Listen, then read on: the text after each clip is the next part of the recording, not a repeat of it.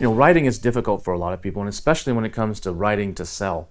And so our next guest, Emma Tamir, is one of the foremost experts in copywriting for e-commerce. She can just take the words and just make them pop off the page. She can make your listing glow. Her and her company can actually take a bland listing and just by rewriting it, sometimes double or triple the sales. So in this module, she's going to be sharing with you some of her techniques and some of the strategies that you need to take into mind when you're actually writing your listing, when you're doing your bullet points, you're writing your description or your A+ content, or even when it comes to some of the copy that you put on your images. So Emma's here to share with you some very valuable information that's really going to help you perhaps sell more. So enjoy, and thanks Emma for joining us, and welcome. Hello, my name's Emma Schirmer-Tamir, and I'm the co-founder and CEO of Marketing by Emma. And today I'm going to be speaking with you about how to put together an Amazon listing to make sure that you are doing everything that you can possibly do to connect with and convert as many customers as possible. So before we dive into how to do that, I think it's really important to address the question, why does your Amazon listing matter? The Amazon listing is something that a lot of times can kind of get shoved to the back of the list and then maybe thrown together really quickly last minute. But your Amazon listing is one of the only tools that you have to be able to communicate with your customers. So it's more than just a place to put a few keywords, but it truly is your opportunity to be able to communicate what your product is, what makes it special, and why people should choose you. So the more effort and time that you put into this, the better you'll be able to do at all of the other things, from maximizing your conversion rate to capturing as much of that traffic as possible, making your turning of your inventory more efficient, and the list just goes on and on.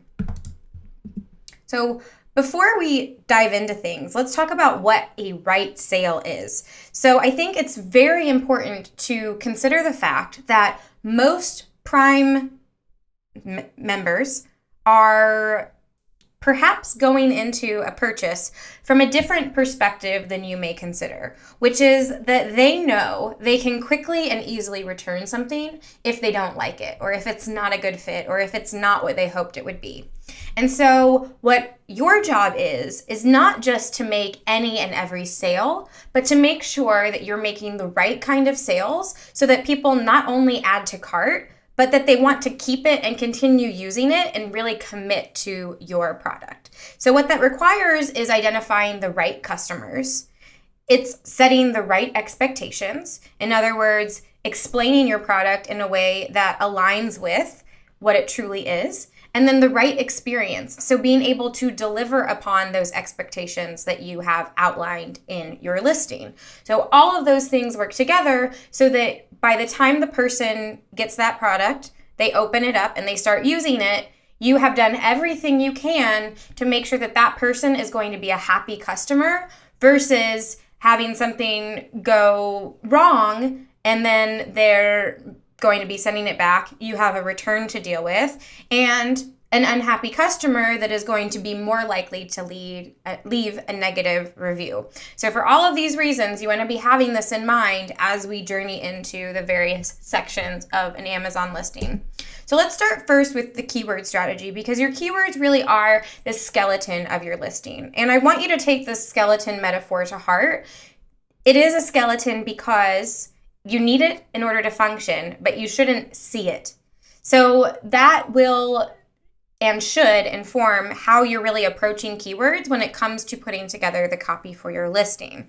You want to have a really great keyword list to work with, as you've learned about how to create in prior modules, but now you're going to take that list and be thinking about how can you string these keywords together in a way that's going to help you maximize your indexing and ranking while not taking away from the readability or the overall persuasive factor that your listing has. So keywords are essentially the connection between the computer and the customer.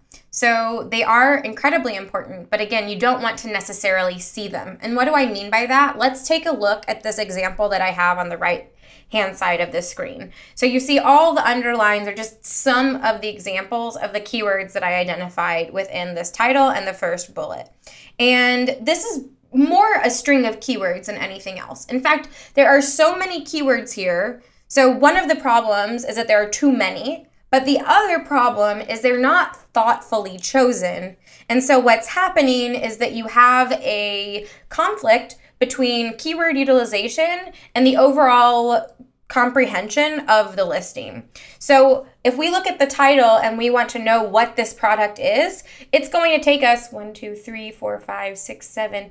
We have to read 7 words before we even begin to learn about what the product is. Similarly, with the first bullet here, gifts for men idea, unique gift for your dad, husband, boyfriend, and even your teenage son. So we understand that they're trying to really position this as a gift, but on its most basic level, we still don't understand what this product is. And so that's going too far into the extreme of just going after the keywords without having the customer in mind. So you want to be finding words that are highly relevant, that clearly describe what your product is, and that are also going to be able to fit really seamlessly so that when they're added into the copy of the listing, they don't throw off the flow, or they don't confuse the customer or take it too far in a different direction.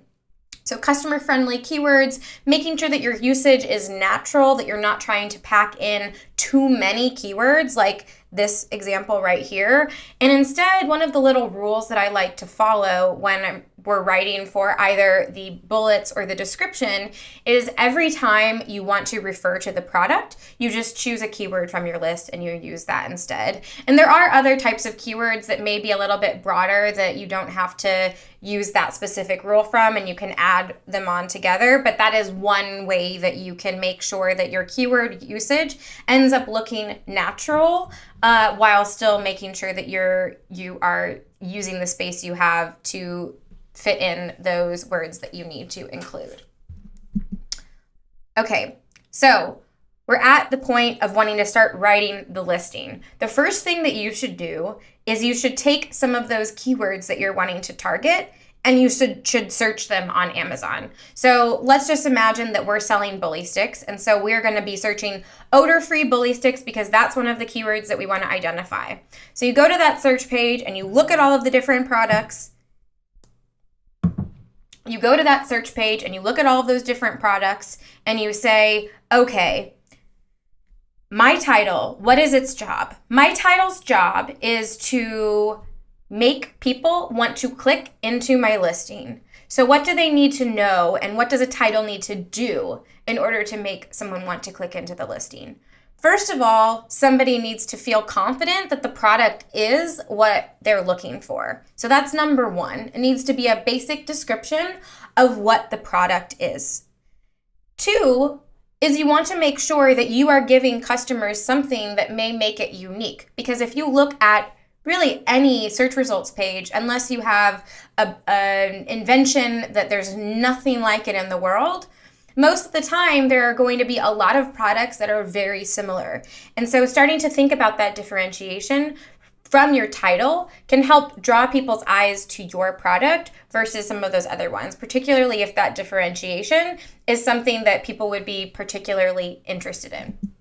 So craft a title that drives clicks. Your title is really like what you have on the front door or a sign by the front door if you were to have a retail business. So it's what's inviting people to come inside. It's what's asking people to say, hey, come take a look and see if this is what you are hoping to find. So it should have the need to know information. You also want to be considering the fact that different devices will show the title in different ways. So whether they're on mobile, on a tablet, or a desktop, there is a possibility that that title will get truncated. In other words, you'll only be seeing a smaller portion of the title. So Amazon isn't actually shortening your title, it's just only making part of that title visible. The exact point at which that happens varies slightly both on device and the nature of the characters. So we kind of try to keep it around the 60 to 90 characters, should have all of that must know information. And then details that are a little bit less important can be further back so that even if that gets cut off, people won't lose the information that they need to know. So you want to be thinking about key differentiators, relevant keywords. So not like that example that we just looked at where the keywords were going all in on gift, but weren't actually giving us relevant information about the product.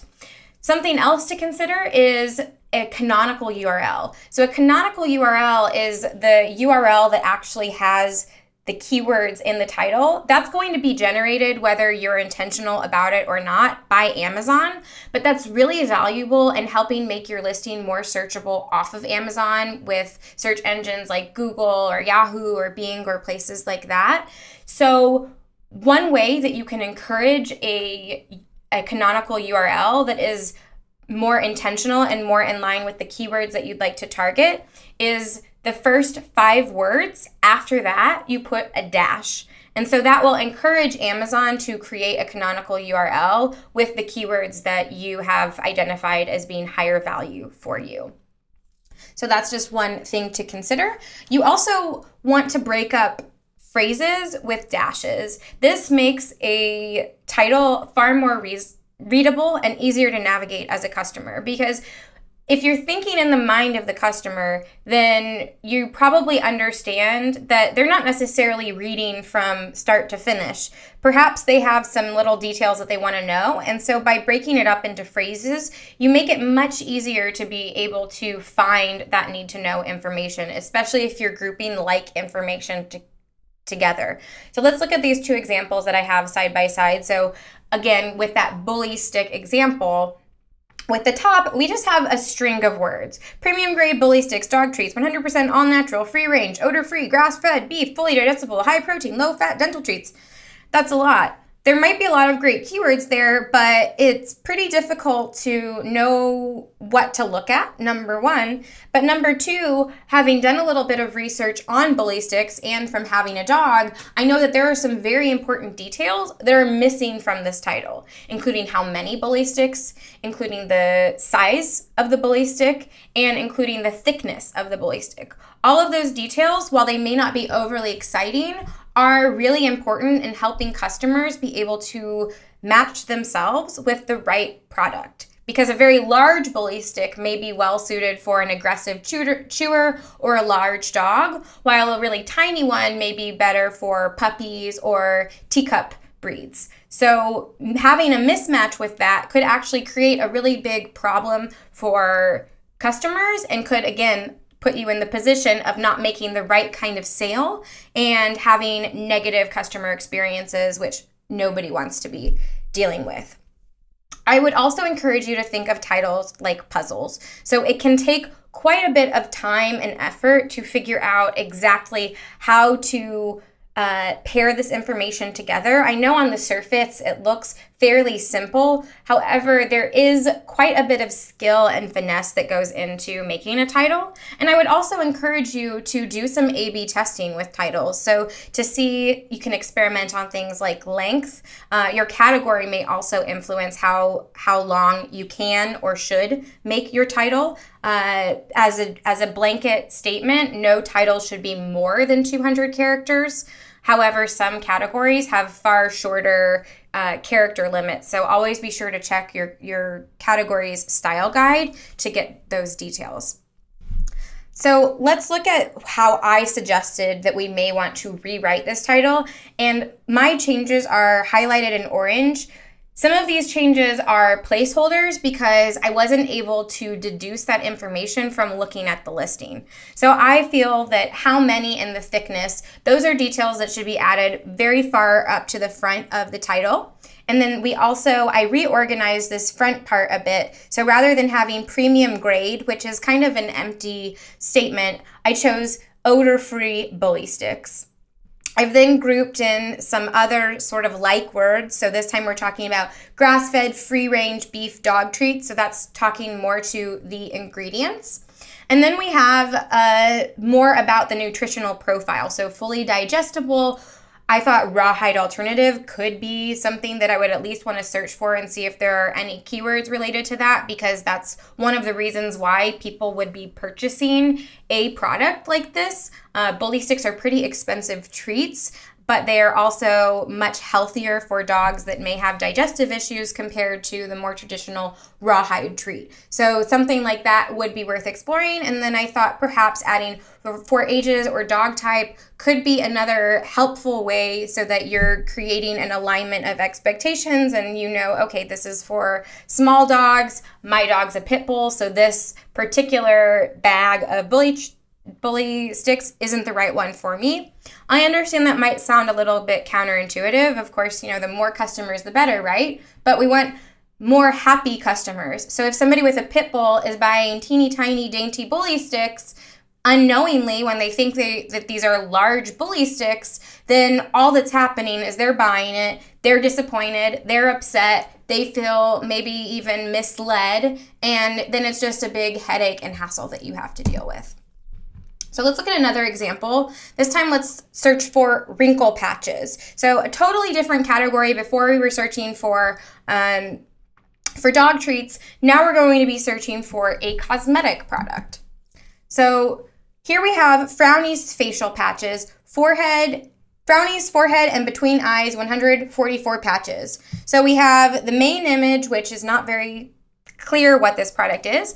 And then we have the title, which doesn't even have a basic statement of the product at all.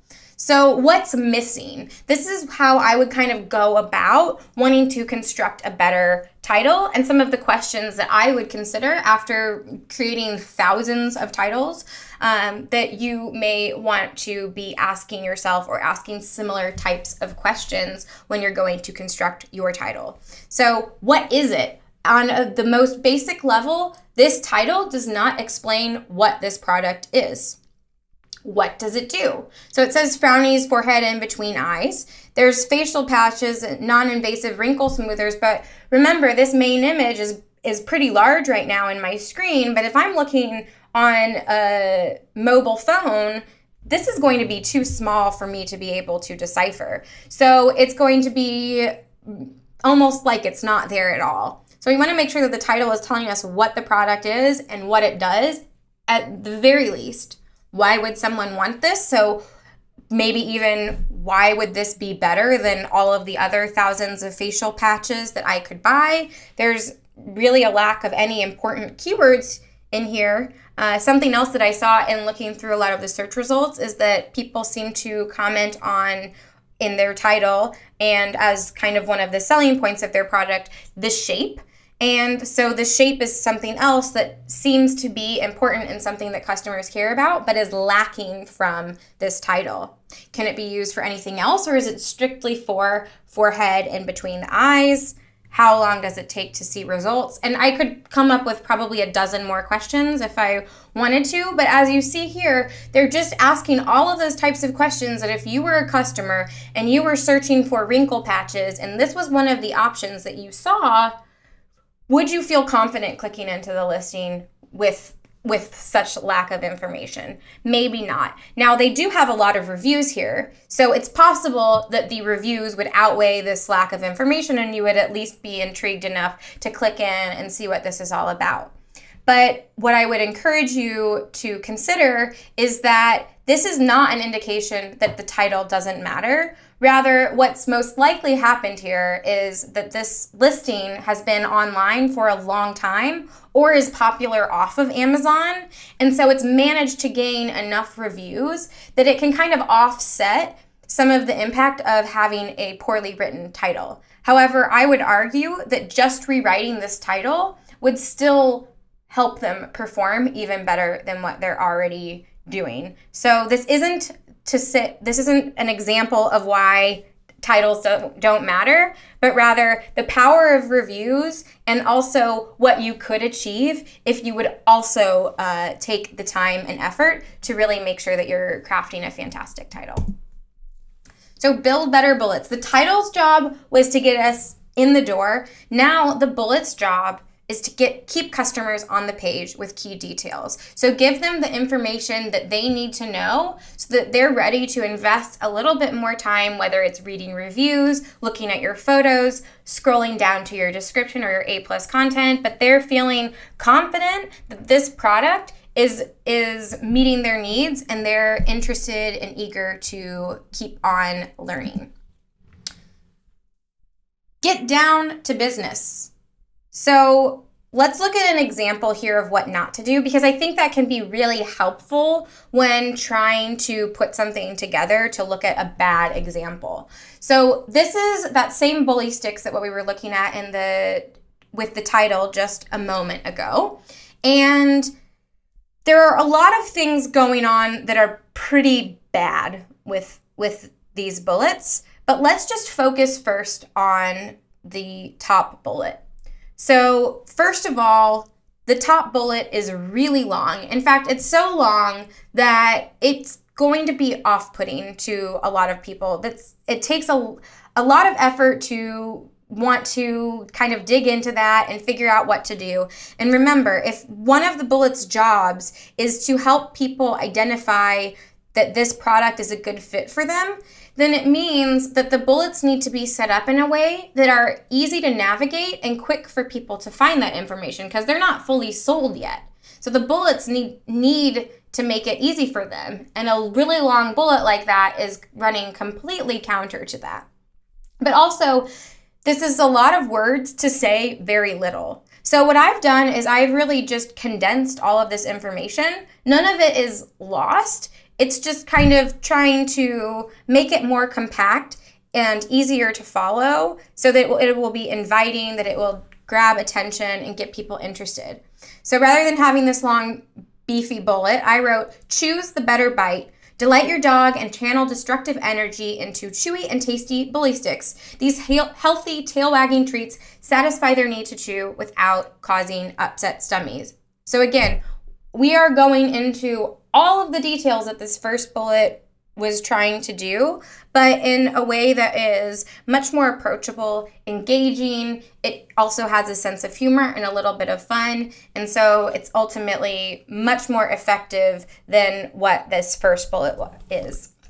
So where do your eyes focus? With long bullets like this, they're really sort of all over the place. How do you find that need to know information? Not only are a lot of these bullets, especially the first and the last one, really long, but you see that the headers that they're using don't necessarily tell us what the bullets are about, because we have two bullets that start with chewy and tasty bully sticks.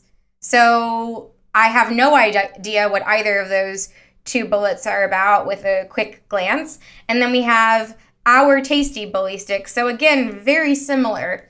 So if you're utilizing headers, which I would encourage you not to use the all caps headers, as that is something that Amazon does not allow in their terms of service, and it's something that they are starting to enforce more regularly. So I would recommend that you use the all title case header like what I've utilized below. So it's still helping to identify what the bullet is about, but in a way that aligns with Amazon's rules. So do they cover all the crucial details? They don't. Even in all of this text, we still don't know how many bully sticks come in this product. We don't know their length. We don't know the thickness. So there are a lot of just even basic details that are totally ignored here. A lot of overwriting, so they could say all of this with half the text, and it's all about the brand. So there's really no effort here in connecting with the customer around what they care about, why they would be interested in a bully stick, and maybe even what their dog's experience is going to be like. Because with a product like this, it's not just about the customer, but it's also about the experience that they want to give and the care that they have for their animal. So that's why in this rewritten version, I'm really speaking to not only the dog owner, but also to that relationship that they have with their animal. So grab, hook, and engage. Identify with your bullets before you sit down to write them. What are the key buying criteria? So what are those need to know pieces of information that customers have that you need to make easy to find? Organize them for maximum skimmability. So you should really just be having 5 main points if you're writing 5 bullets. You don't want to have half of bullet about one thing and then the other half about something totally different, because if that second half is really important information, how will a customer know to look at that bullet to find it? Utilize headers with title case plus an end dash as both of these examples that I've demonstrated in the last 2 slides. The inverted triangle is a concept in journalism that can be really helpful for e-commerce copy like this, which is it's our natural inclination to want to save for the best for last. However, that's not going to do you any favors when you're writing for Amazon product page or product pages anywhere else, and that you want to make sure that you're grabbing that information, and so that you're actually leading with the strongest and most important information first, and then gradually descending. So that's where the inverted triangle, I can't do the, I guess this is sort of a triangle shape, probably not as successful as I would have liked, but that is a way to be able to consider how to structure this, not only in how to organize the 5 bullets, but then also how to organize the information within each bullet. Really thinking about benefits and features together, not as something separate, but as 2 concepts that really work in harmony. And that's something that I'll discuss in an upcoming module in more detail to give you some concrete examples of that. You want to make sure that you are being very customer centric with your content and making sure that they are the front and center of everything that you do. We like to aim to keep the characters per bullet around 200 characters. Having that limit will force you to make sure that there's no unnecessary text that's slipping in. So they can be shorter, certainly, but having that harder limit on top will make you have to be really thoughtful and considerate about every single word you use, and whether it's helping to push your SEO strategy forward or your sale forward. And if it's not doing either of those 2 things, then it probably shouldn't be there. Make them want to learn more. So you're not going to be able to tell people everything that they need to know in your bullets, and you don't have to do that. With the bullets, you just have to give them enough and answer those important questions so that they want to keep learning more. So let's look at another example to see how we could improve things if we were Frownies, which they might want to start also with a better name, because Frownies seems kind of counterintuitive to what they're trying to achieve with their products. So their first bullet, it has a spelling error, so they're not starting strong, but also it's very vague. So we know it's an anti-wrinkle treatment, but we don't know anything more than that. So what I would do, and your first bullet should really be the primary selling point, that thing that the main reason why somebody wants to buy your product. So rather than just having this really kind of vague statement, I would rewrite this to read, rest wrinkles away, reveal a more youthful you overnight. Just apply Frownies forehead wrinkle patches before bed and wake up to instantly firmer, smoother skin. So with that bullet, we are speaking to the main function of this product. We're talking about how quickly you can expect to see results, how easy it is to use, and the aspirational experience that people are hoping to achieve through using this product. So it's not just about getting wrinkles, but it's really about regaining your confidence, about feeling young and vibrant and being able to engage with life in a way that you're not feeling embarrassed by the signs of age that your face is starting to show. So there are some pretty deep underlying emotions that are motivating a purchase like this, and those emotions exist to one degree or another with any purchase. So being able to be aware of those and utilize those as something else that will make your bullets much stronger. So product description.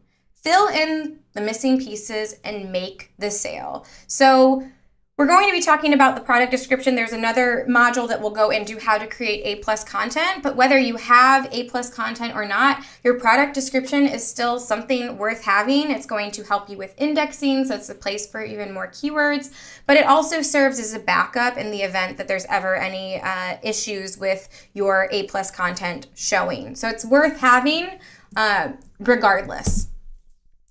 dive into the details. So your product description should show a breakdown of what's included, materials, ingredients. If you have the ability to identify with some of those pain points and go into a little bit more depth than what you were able to in the bullets, emphasize key benefits. So it's okay to not just repeat word for word, but reinforce some ideas that may be particularly strong and influential within the description, especially if you frame it in a different way than what you did with the bullets.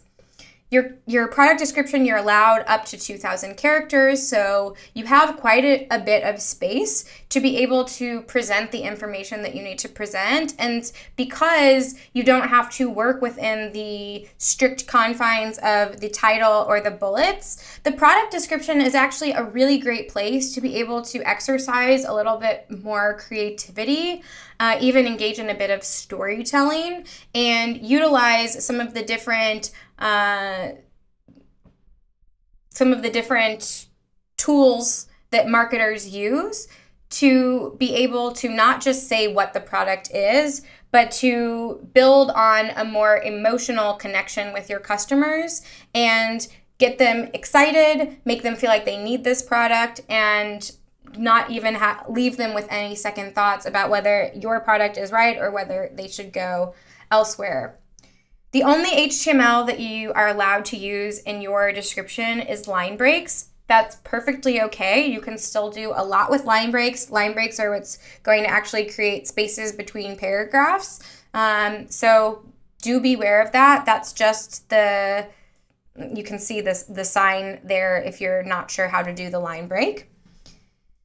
And that is how you put together a listing. So the title drives people into your listing. Your bullet piques curiosity and gets people interested and excited. And then the product description is what provides all of those additional details that people want to know while utilizing the power of persuasion and story to be able to create a really effective piece of marketing that sets you apart and gets people excited to buy from you. I would encourage you to always play by the rules.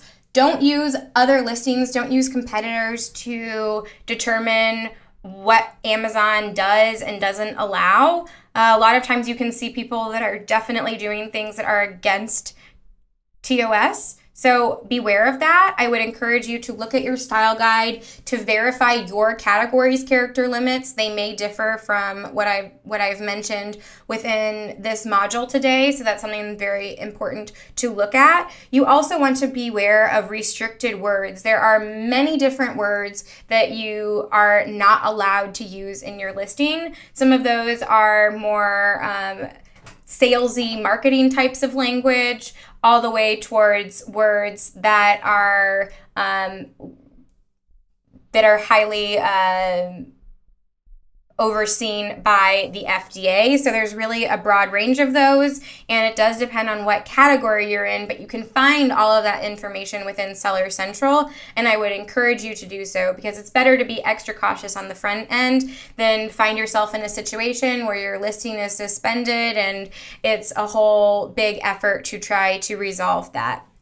I would also suggest that you avoid the usage of emojis. They're not technically in line with TOS, but also there are very few products that emojis really make sense with. So again, that's something that you might see on listings, but they're not necessarily going to do you any favors, and they could be putting your listing at risk of suspension. Here are my contact details. Please always feel free to reach out if you have any questions. And in addition, you can find a guide attached below that has a bunch of different exercises diving into both the frownies and the chewy and tasty bully sticks as some examples so that we can really think a bit more critically about how you would craft titles both for each of those products, and then being able to transform that into how to think about your own title and bullets. So thank you so much.